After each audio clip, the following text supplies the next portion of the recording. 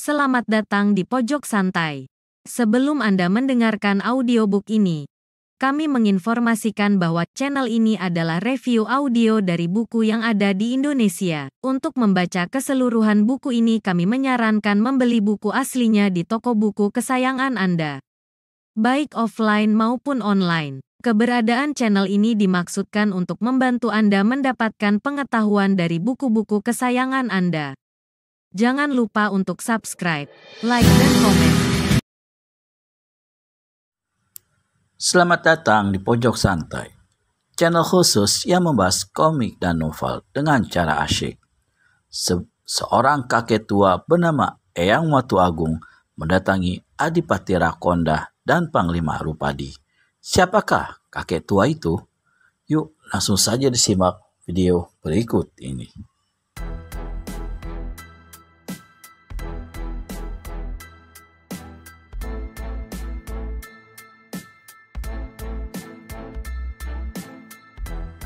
Hatinya benar-benar tak rela karena laki-laki tua yang menjadi gurunya dan mendidiknya sejak kecil mendapat penghinaan seperti itu. Memang hanya sebuah kalimat yang tertulis pada sehelai kain merah, tapi kalimat itu benar-benar menyakitkan. Tidak memandang sebelah mata pun pada seorang yang paling dihormati dan diseganinya. Baginya, perbuatan pendekar Pulau Neraka benar-benar sudah melampaui batas. Selama ini, dia masih bisa menahan diri karena memang merasa bersalah. Tapi kalau sampai penghinaan pada guru dan orang tua angkatnya itu, rasanya tidak ada seorang pun di dunia ini yang bisa tinggal diam memperoleh perlakuan seperti itu. Benar Eyang, aku rela mati demi membalas penghinaan ini, sambung Panglima Bantaraji. Tenangkan diri kalian, sentak Eyang Watu Agung. Dia benar, aku memang tidak boleh mencampuri urusan ini. Tapi Eyang, Adipati Rakonda ingin membantah. Aku tahu, kalian memang tidak rela dengan penghinaan pada diriku. Tapi dia juga salah kalau memintaku untuk tidak ikut campur dalam urusan ini.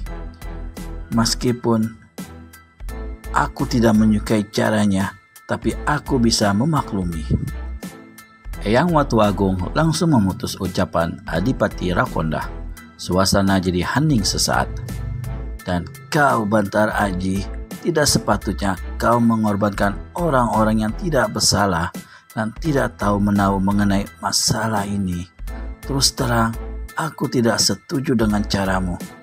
Tajam tatapan mata Eyang Watu Agung kepada Panglima Bantaraji. Eyang, Aku tahu Bantaraji, kau memang seorang kakak yang baik. Meskipun kau tahu kalau adikmu berada di pihak yang salah, kau tetap rela berkorban untuk membela. Tapi seharusnya kau tidak perlu membawa-bawa orang lain. Besok aku tidak mau lagi melihat prajurit-prajurit itu masih ada di sini. Kau mengerti Bantaraji? Tegas kata-kata Eyang Watu Agung. Ya Eyang, tidak ada pilihan lagi bagi Panglima Bantaraji. Meskipun berat, dia harus mematuhi kata-kata gurunya yang juga ayah angkatnya ini.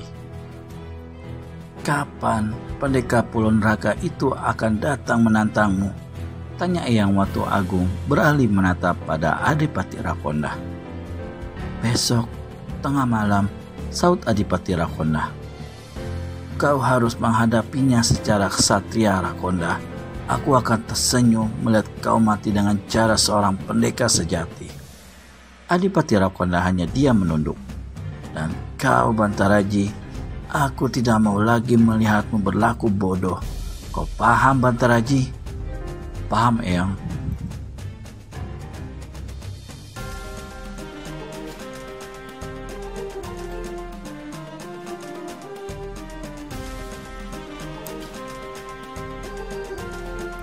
Mulai besok, pagi-pagi sekali, seluruh prajuritmu harus sudah meninggalkan Kadipaten Jati Anom. Aku tidak mau lagi melihat darah sia-sia mengalir di bumi Jati Anom ini. Sambung Eyang Watu Agung lagi. Aku mengerti Eyang, saut Panglima Bantaraji. Tak lama kemudian, Eyang Watu Agung bangkit dari duduknya dan melangkah keluar. Sedangkan Adipati Rakonda dan Panglima Bantaraji masih tetap duduk di kursinya. Di satu sisi, mereka memang senang dengan kedatangan gurunya. Tapi di sisi lain, membuat gelisah dengan keputusan-keputusannya yang benar-benar di luar dugaan itu. Dari dulu, mereka memang telah dididik untuk menjadi seorang pendekar tangguh yang membela kebenaran dan keadilan. Tapi jalan hidup manusia memang tidak bisa diduga sebelumnya. Hari masih pagi sekali, matahari pun belum menampakkan diri. Sementara kabut yang masih menyelimuti sekitar lereng Gunung Panjaran menyebarkan hawa dingin serasa menusuk kulit. Namun keadaan yang demikian itu tidak menghalangi sesosok bayangan putih mendaki lereng gunung itu. Langkahnya ringan dan cepat, bagaikan berjalan di atas angin. Kemudian ia berhenti di sebuah sungai kecil dengan airnya yang mengalir jernih. Sejenak laki-laki tua berjubah putih yang tidak lain adalah Eyang Watu Agung itu mengedarkan pandangannya berkeliling. Daun telinganya bergerak-gerak pertanda bahwa dia tengah mendengarkan suara-suara yang ada di sekitar tempat itu. Dan pada saat pandangannya mengarah ke sebelah kiri, tampaklah seorang pemuda tampan dan gagah sudah berdiri membelakangi sebongkah batu besar. "Aku tahu kalau kau ada di sekitar sini, anak muda," kata Eyang Watu Agung. Suaranya terdengar tenang namun berwibawa. Pemuda gagah yang berbaju dari kulit harimau itu kemudian melangkah mendekat. Ia berhenti setelah jaraknya dengan laki-laki tua berusia hampir 100 tahun itu tinggal 2 batang tombak lagi. Tangannya tetap melipat di depan dada, memperlihatkan sebentuk logam pipih yang bergerigi 6 buah di pergelangan tangannya. Pemuda itu tak lain adalah pendekar Pulau Neraka. "Hebat, kau bisa mengetahui tempatku, orang tua," kata Bayu memuji. "Aku sudah tahu sejak kau muncul di istana Kadipaten. Dan aku juga sudah tahu kedatanganmu," balas Bayu. "Kau salah kalau menyangka aku akan membela muridku, anak muda. Aku justru datang untuk menyadarkannya dan mencegah terjadinya pertumpahan darah di antara kalian." Masih tenang kata-kata Eyang Watu Agung. "Terlambat," kata Bayu tegas. "Tidak ada kata terlambat kalau kau mau memikirkan kembali. Aku tahu semua persoalan yang kau bawa dan aku sama sekali tidak menyalahkanmu. Tapi menurutku, dendam bukanlah suatu penyelesaian yang baik, apalagi harus diakhiri dengan mengadu jiwa. Aku kagum padamu, orang tua. Ternyata kau adalah seorang yang bijaksana. Tapi sebagai seorang pendekar kesatria, aku pantang menarik kembali kata-kataku yang sudah terucap. Saat pertarungan sudah ditentukan, dan aku tidak mungkin lagi menarik keputusanku. Kau pasti bisa lebih paham dari aku yang masih belum berpengalaman dalam mengarungi rimba persilatan." Eyang Watu Agung mengangguk-anggukkan kepalanya. Dalam hati, dia memuji dan mengagumi sikap kesatria yang dimiliki oleh anak muda ini.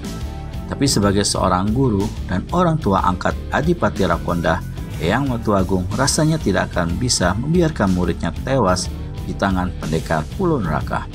Meskipun dia merasa senang melihat muridnya itu bisa bersikap kesatria, namun dalam hati kecilnya tidak rela jika muridnya harus kalah di depan matanya. Lebih-lebih oleh seorang pemuda yang baru saja terjun dalam kancah rimba persilatan. Nama besarnya sebagai orang tua yang banyak melahirkan pendekar tangguh bisa tercemar. "Baiklah anak muda, aku tidak akan mencampuri urusanmu dengan Rakonda. Tapi aku minta agar kau kembalikan cucuku, Intan Delima. Jangan kau peralat dia jadi sandramu hanya untuk melemahkan jiwa lawan," kata Eyang Watu Agung memohon. "Aku tidak pernah menculik dan menyandra Intan Delima. Aku tidak tahu di mana kini dia berada. Dia pergi karena malu mempunyai orang tua yang berhati busuk dan kerdil." Kata-katamu benar-benar menyakitkan, anak muda." Desis Eyang Watu Agung merasa tersinggung muridnya dikatakan berhati busuk. Kalau muridnya berhati busuk, Tentu gurunya lebih busuk lagi. Eyang Watu Agung bisa menangkap arti dari kata-kata itu.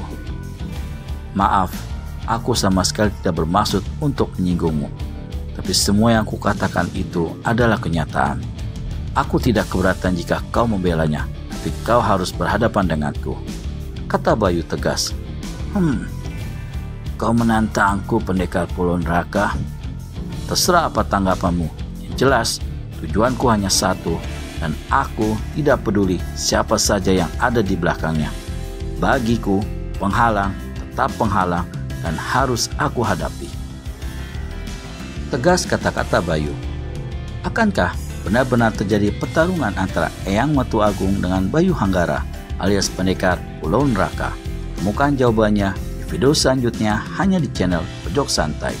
Segera subscribe dan tekan tombol lonceng untuk mendapat notifikasi video terbaru dari kami. Terima kasih dan sampai bertemu kembali.